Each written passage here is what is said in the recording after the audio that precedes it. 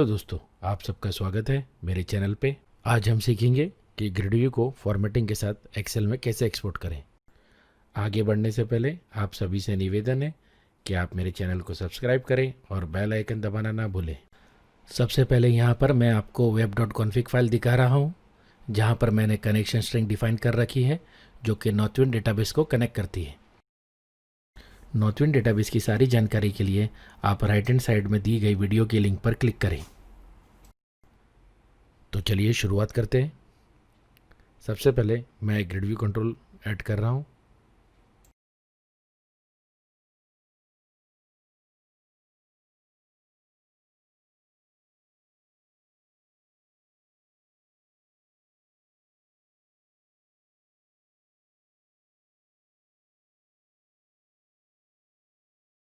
मैं grid view में allow paging property को ट्रू सेट कर रहा हूँ, क्योंकि यहाँ पर मैं पेजिंग का इस्तेमाल करने वाला हूँ। अब मैं ग्रिड व्यू में कुछ कलर्स और फॉर्मेटिंग सेट कर रहा हूँ। यहाँ पर मैं रो स्टाइल बैक कलर सेट कर रहा हूँ।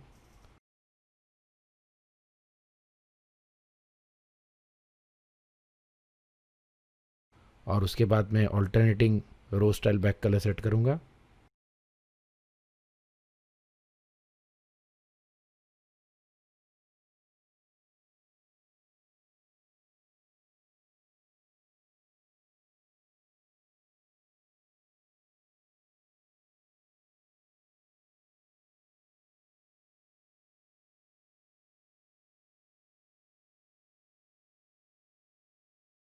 अब मैं ग्रिड व्यू को on page index changing event handler assign कर रहा हूँ।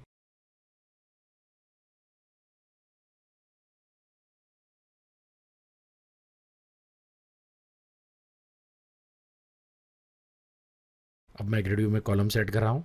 यहाँ पर मैं 3 कॉलम सेट करूँगा। इस एग्जांपल के लिए मैं नॉर्थविंड के कस्टमर्स टेबल का इस्तेमाल कर रहा हूँ। सबसे पहला कॉलम है कॉन्टैक्ट नेम, उसके बाद दूसरा सिटी और तीसरा कंट्री।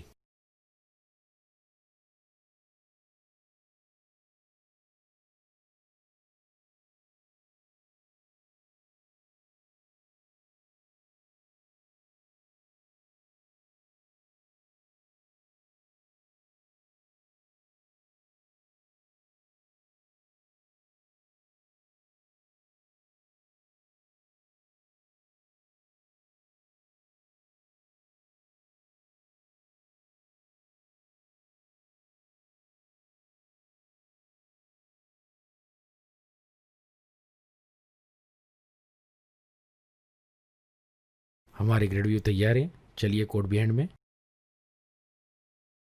शुरुआत करेंगे नेम स्पेसेस से।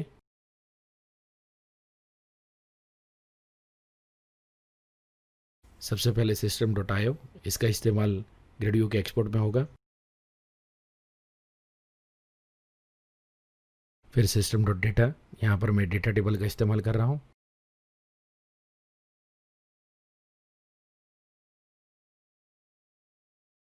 फिर system.drawing, फॉर्मेटिंग के लिए और कलर्स के लिए।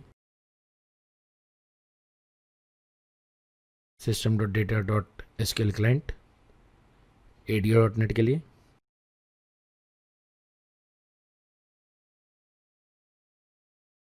और अंत में system.configuration, web.config से कनेक्शन स्ट्रिंग को फेच करने के लिए।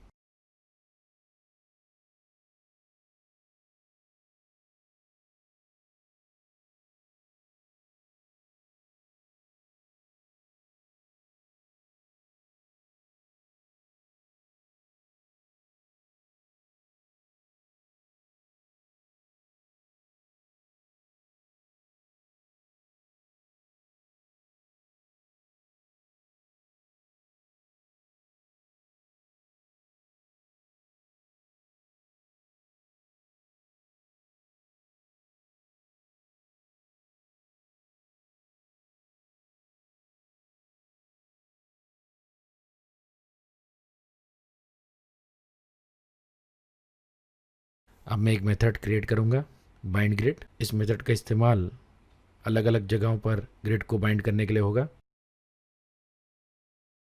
सबसे पहले मैं कनेक्शन स्ट्रिंग को फेच कर रहा हूँ web.config फाइल से।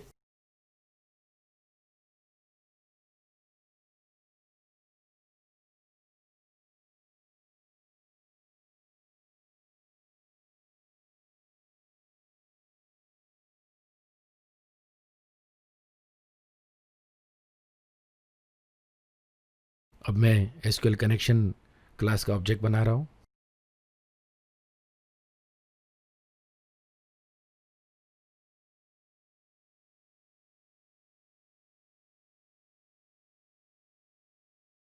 अब उसके बाद मैं एसक्यूएल कमांड क्लास का ऑब्जेक्ट बना रहा हूँ।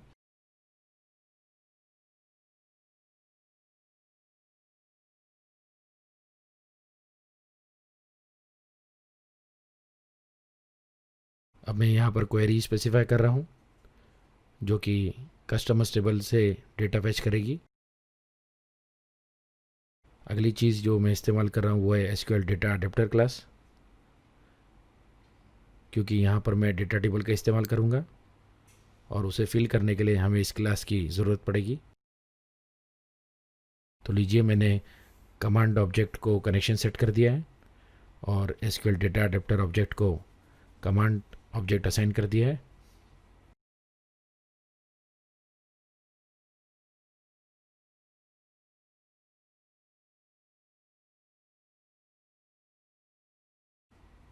उसके बाद हम डेटा टेबल का ऑब्जेक्ट बनाएंगे और उसे फिर फेच डेटा से फिल करेंगे।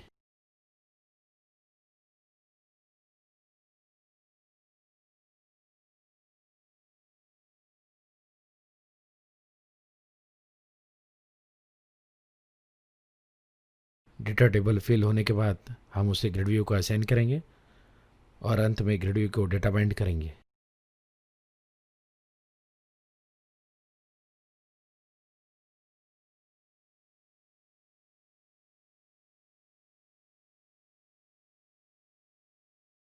अब अगला इवेंट हैंडलर जो है वो पेजिंग के लिए इस्तेमाल होगा, on page index changing event handler.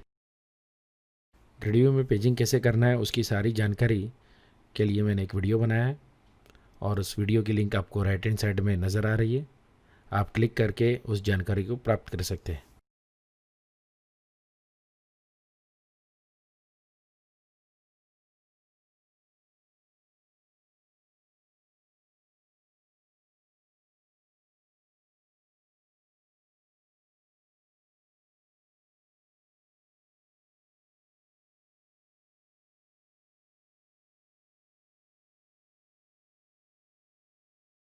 अब हम इस फंक्शन को पेज लोड इवेंट में कॉल करेंगे if not suppose back condition के अंदर।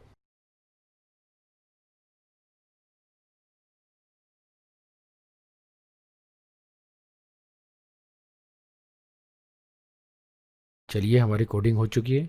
अब हम कोड को रन कर चेक करते हैं। आप देख सकते हैं ग्रिड व्यू डेटा डिस्प्ले कर रही है और पेजिंग भी अच्छी तरह से काम कर रही है।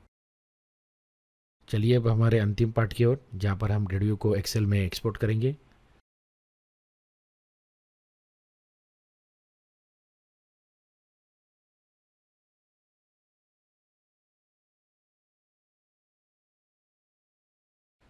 सबसे पहले हमें एक बटन ऐड करना होगा।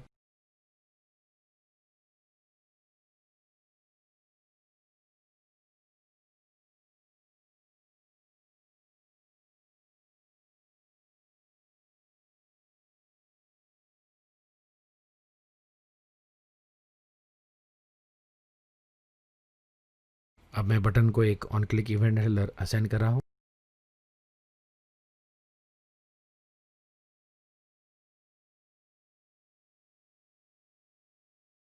चलिए चलते हैं कोड बिहाइंड में। अब यहाँ पर मैं button click event handler define करूँगा।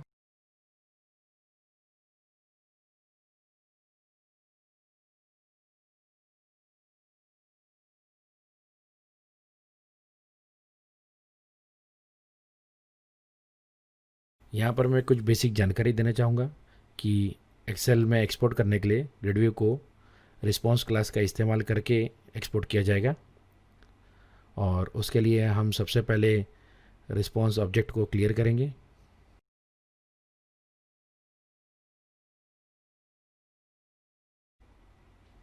उसके बाद बफर को ट्रू सेट करेंगे।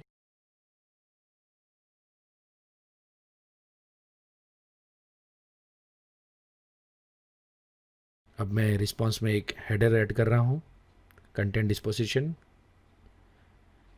इस हेडर का इस्तेमाल इसलिए होता है कि हमें ब्राउज़र को बताना होता है कि जो फाइल डाउनलोड हो रही है वो क्या डायरेक्टली ओपन होगी या एज एन अटैचमेंट डाउनलोड होगी, और साथ ही साथ हमें फ़ाइल का नाम भी यहाँ पर सेट करने का ऑप्शन मिलता है।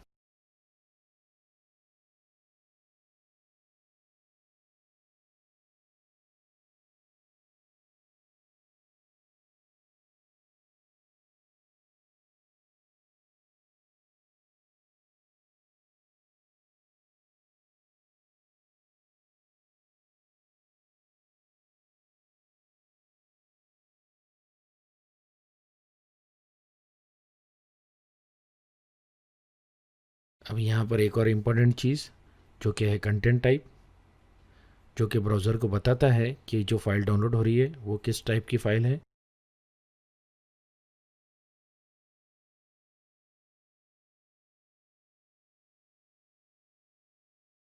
यहाँ पर मैं कंटेंट टाइप सेट कर रहा हूँ vnd.ms excel।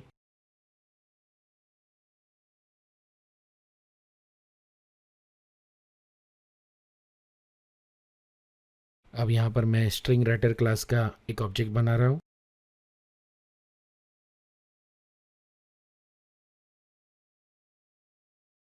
अगला मैं HTML टेक्स्ट राइटर क्लास का ऑब्जेक्ट बना रहा हूँ। ये दोनों ही क्लासेस का इस्तेमाल ग्रिड को HTML में रेंडर करने के लिए होता है। अब यहाँ पर मैं कुछ जानकारी देना चाहूँगा कि हम ग्रिड को एक्सेल में कन्वर्ट नहीं करने वाले, बल्कि हम ग्रिड को HTML में रेंडर करेंगे, यानी कि HTML टेबल में ग्रिड कन्वर्ट होगी और फिर उस HTML टेबल को एक्सेल फाइल बनाकर ब्राउज़र को एक्सपोर्ट किया जाएगा। तो एक तरह से देखा जाए तो हम एक्चुअली HTML को ही एक्सपोर्ट कर रहे हैं एज एन एक्सेल फाइल। आगे मैंने ग्रिड की अलाउ पेजिंग प्रॉपर्टी को फॉल्स सेट कर दिया है, क्योंकि एक्सेल में हम पेजिंग नहीं कर सकते, इसलिए हमें सारे रिकॉर्ड्स को एक साथ एक्सपोर्ट करना होगा। क्योंकि अगर हम पेजिंग को ट्रू सेट करेंगे तो होगा ये कि सिर्फ जो पेज अभी करंटली डिस्प्ले हो रहा है उसी को एक्सपोर्ट कर दिया जाएगा। इसलिए सबसे पहले ज़रूरी है हम इस प्रॉपर्टी को फॉल्स सेट करें।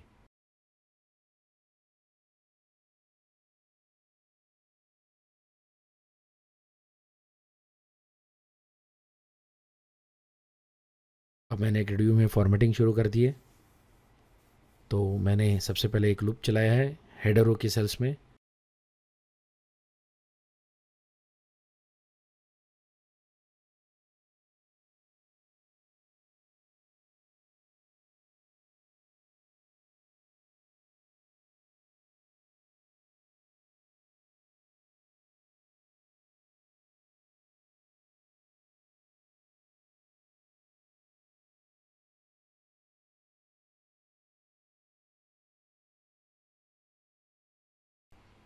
और लूप के अंदर मैंने सेल का बैकग्राउंड कलर सेट किया है।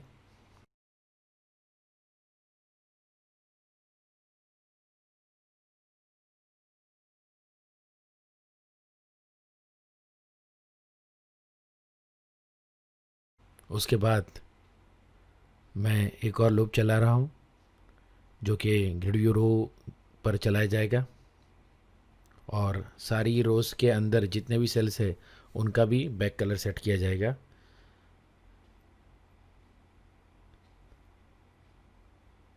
ये इसलिए किया जा रहा है कि अभी हमने जो फॉर्मेटिंग अप्लाई की थी वो रो को की थी, पर क्योंकि हम ग्रिड व्यू को एक्सेल में एक्सपोर्ट कर रहे हैं उसमें कलर्स में कुछ प्रॉब्लम आती है, जिस वजह से हमें इसको लूप कर कर हर सेल को उस कलर को अप्लाई करना पड़ेगा।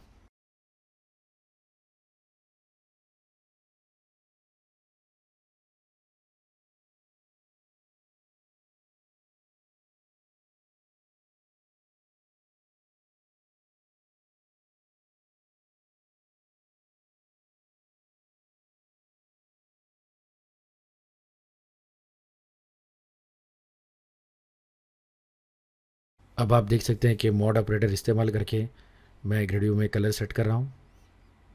यहाँ पर मैं ऑड और इवन के हिसाब से अलग अलग कलर सेट करूँगा, जो कि ऑलरेडी हमारा रो स्टाइल बैक कलर और ऑल्टरनेट रो स्टाइल बैक कलर है।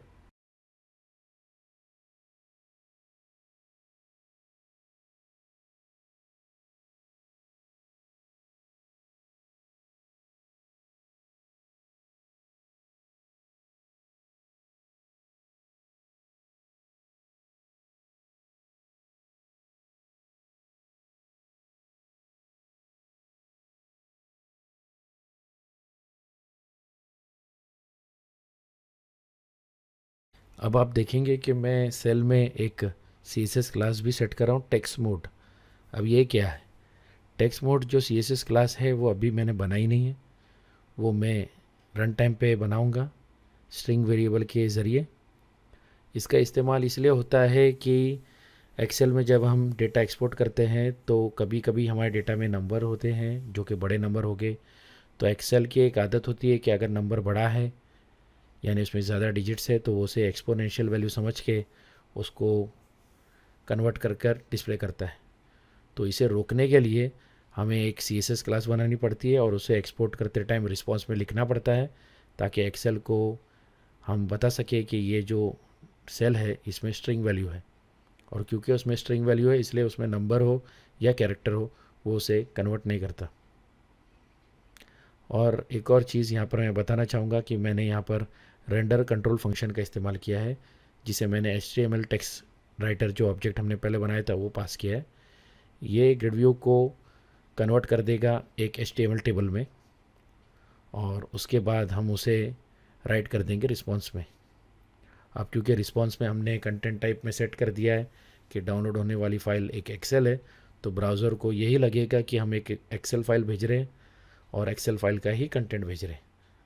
और इस तरह हम ग्रिड व्यू को HTML में कन्वर्ट करके उसे एक्सेल फाइल के ऑब्जेक्ट में डिस्गाइज कर कर ब्राउज़र को भेजेंगे। अब अंत में रिस्पॉन्स को फ्लश किया जाएगा और हमारा जो CSS क्लास का स्टाइल था उसे भी रिस्पॉन्स में राइट कर दिया जाएगा, साथ ही साथ हमारे ग्रिड व्यू को भी वहाँ पर राइट कर दिया जाएगा।